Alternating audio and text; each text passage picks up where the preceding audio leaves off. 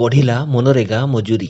ନିର୍ବାଚନ ପୂର୍ବରୁ କେନ୍ଦ୍ର ସରକାରଙ୍କ ଉପହାର। ମନରେଗାରେ ପାରିଶ୍ରମିକ ବୃଦ୍ଧି ନେଇ ଜାରି ହେଲା ବିଜ୍ଞପ୍ତି।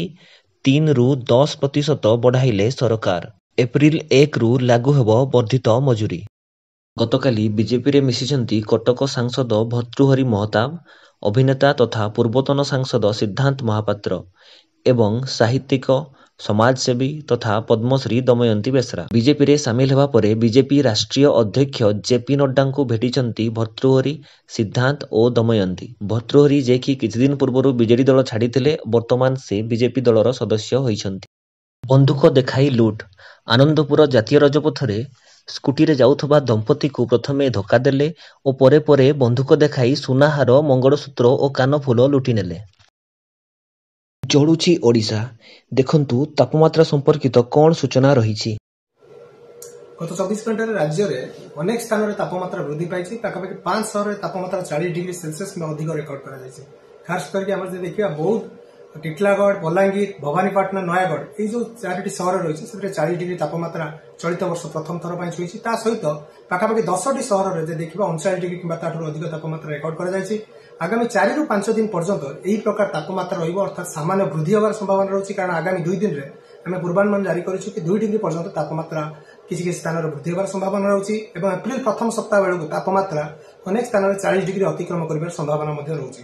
ଯେହେତୁ ବର୍ତ୍ତମାନ ବର୍ଷାର ବିଶେଷ ପ୍ରଭାବ ନାହିଁ ଏବଂ ଖାସ କରି ଉପକୂଳ ଓଡ଼ିଶାରେ ଯଦି ଦେଖିବା ଆର୍ଦ୍ରତାର ମାତ୍ରା ଯଥେଷ୍ଟ ଅଧିକ ରହୁଛି, ଯୋଉଟାକି 50ରୁ 70% ମଧ୍ୟରେ ଦିନ ତମାମ ରହୁଛି ଏବଂ ତା ସହିତ ତାପମାତ୍ରା ଯଦି ଦେଖିବା 36ରୁ 38 ଡିଗ୍ରୀ ପର୍ଯ୍ୟନ୍ତ ରହୁଛି। ତେଣୁ ଉଭୟ ତାପମାତ୍ରା ଜଳୀୟ ବାଷ୍ପର ଯୋଉ ଆର୍ଦ୍ରତା ରହୁଛି ତା ପ୍ରଭାବରେ ଆମର ଖାସ କରିକି ଏହା ପ୍ରଭାବରେ এই যে অনুভূত তাপমাত্রা অধিক রয়েছে, তা সহ গুড়গুড়ি অধিক রয়েছে। তা সহ রাত্রি তাপমাত্রা স্বাভাবিক তুলনায় অনেক স্থাନରେ 3ରୁ 4 ডিগ্রি পর্যন্ত রহুଥିବାରୁ এই যে স্থিতি আগামী 4-5 দিন আমার হট এবং হ্যুমিড যেটা উষ্ম এবং আর্দ্র পাଣିପାଗର ସ୍ଥିତି ଉତ୍ପନ୍ନ କରିବ। ସେଥିପାଇଁ ଆମର ଖାସ କରିକି ଦିନର ପିକ୍ ଆୱାର୍ସ ଯୋଉଟା ରହୁଛି ଦିନ 10ଟାରୁ ଦିନ 3ଟା ମଧ୍ୟରେ ଲୋକମାନଙ୍କୁ ଯାତାୟାତରୁ ନିବୃତ୍ତ ରହିବା ପାଇଁ ସୂଚନା ଜାରି କରିଛି। ଯଦି ଅତ୍ୟନ୍ତ ଆବଶ୍ୟକ ରହୁଛି ବାହାରକୁ ବାହାରୁଥିଲେ ଆବଶ୍ୟକ ପଦକ୍ଷେପ ଯେପରି ଛତା, ଜୋତା ତା ସହିତ ଇସ୍ତତ ରଙ୍ଗର ହାଲୁକା କପଡ଼ା ବ୍ୟବହାର କରିବା ପାଇଁ ସୂଚନା ଜାରି କରାଯାଇଛି।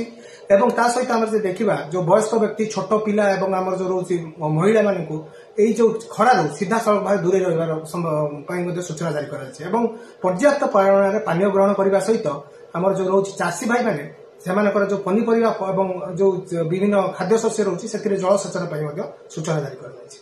ଓଡ଼ିଶାର ମିଲେଟ୍ ମିଶନ ମାଇକ୍ରୋସଫ୍ଟର କୋ-ଫାଉଣ୍ଡର ବିଲ୍ ଗେଟ୍ସଙ୍କ ଦ୍ୱାରା ପ୍ରଶଂସିତ। ଆସନ୍ତୁ ଦେଖିବା କ'ଣ କହିଲେ ବିଲ୍ ଗେଟ୍ସ ଓଡ଼ିଶାର ମିଲେଟ୍ ମିଶନ ବାବଦରେ। Yeah, when I was in Odisha, they were talking about how millet had been popular a long time ago, and then it came out of favor, and now there's a joint program with the foundation and the government. It's coming back up, and they even took me to some shops where the women were there showing these very nutritious, and actually they tasted good to me. Kalia ଯୋଜନାକୁ ନେଇ ଆସିଲା ବଡ଼ update. ପରବର୍ତ୍ତୀ କାଳିଆ ସହାୟତା ରାଶି ଆଧାର number ସହ ସଂଯୋଗ ଥିବା bank ଆକାଉଣ୍ଟରେ ପ୍ରଦାନ କରାଯିବ। ତେଣୁ ଆପଣ ନିଜର ବ୍ୟାଙ୍କ ଆକାଉଣ୍ଟ ସହ ଆଧାର ସଂଯୋଗ କରାନ୍ତୁ।